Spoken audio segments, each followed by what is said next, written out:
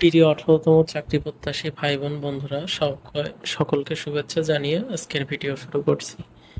তো অনেকদিন পরে আজকের ভিডিওটি শুরু করছি, বলতে গেলে 3-4 দিনের বেশি পরে আজকের ভিডিওটি শুরু করছি, কারণ আমি একটু শারীরিকভাবে অসুস্থ ছিলাম, যে কারণে আপনাদের সাথে আমি আসলে যোগাযোগ করতে পারিনি। যাই হোক, তো আপনার আমাদের ষষ্ঠ গণবিজ্ঞপ্তির আবেদনের আজকে কিন্তু 8 তারিখ, অর্থাৎ আর আমাদের হাতে 2 দিন সময় আছে। আমি কিন্তু লাস্ট যে ভিডিওটি করেছিলাম সেই ভিডিওতে আমি আপনাদেরকে বলেছিলাম যে আপনারা অবশ্যই অবশ্যই যেভাবে যত দ্রুত সম্ভব আপনারা আবেদন করবেন, অর্থাৎ 9 তারিখের আগে আপনারা আপনাদের ষষ্ঠ গণবিজ্ঞপ্তির আবেদন সম্পন্ন করবেন।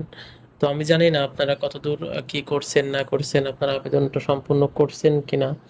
তো যদি না করে থাকেন, অবশ্যই আমি আপনাদের কাছে একটি অনুরোধ করব, আপনারা অবশ্যই আবেদনটি শেষ করুন।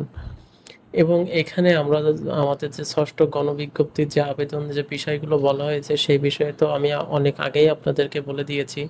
আর আপনারা যদি আমার সকলেই যদি আপনারা আবেদন করে থাকেন তাহলে অবশ্যই কমেন্ট বক্সে হ্যাঁ লিখবেন।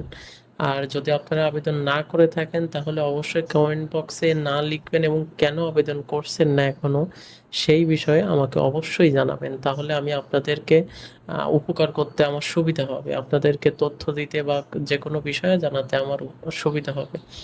আর সবথেকে মেন যে বিষয় সেটা হচ্ছে, আরেকটি বিষয় আমি আপনাদেরকে একটু বলি।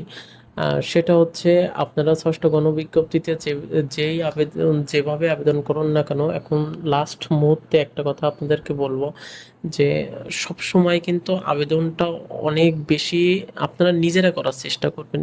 কম্পিউটারের দোকানে গেলে ওনারা হয় কি যে অনেকেই অনেক অনেকে আসে যে আবেদন করতে, এখন ওনারা আপনার পিছনে 1 ঘন্টা সময় না দিয়ে যদি ওনারা সেই সময়টা আপনার পিছনে আধা ঘন্টা দেয়, তাহলে ওনারা 1 ঘন্টায় 2টা কাজ করতে পারবেন। ওনারা তো আলটিমেটলি টাকার বিনিময়ে আপনার কাছ থেকে কাজ করে দিবে, তাই না? তো ওনারা আসলে অতটা ধৈর্য সহকারে অতটা গুরুত্ব দিয়ে কাজটা করেন না।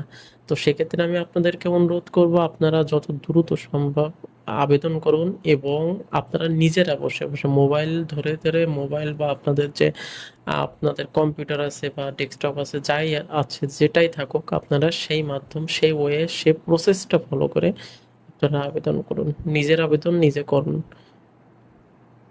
এটাই হচ্ছে আমার বলা আপনাদের জন্য উপদেশ। আর আপনাদের যদি কোনো কিছু জানার থাকে অবশ্যই কমেন্ট বক্সে কমেন্ট করবেন। আর লাস্ট সময়ে আবেদনের একটি কৌশল, যে কৌশলটা অবলম্বন করলে আপনার আবেদন সফল হবে, সেই বিষয়ে নেক্সট একটি ভিডিও আমি আপনাদের জন্য তৈরি করছি। অবশ্যই সাবস্ক্রাইব করে সাথে থাকবেন। ধন্যবাদ।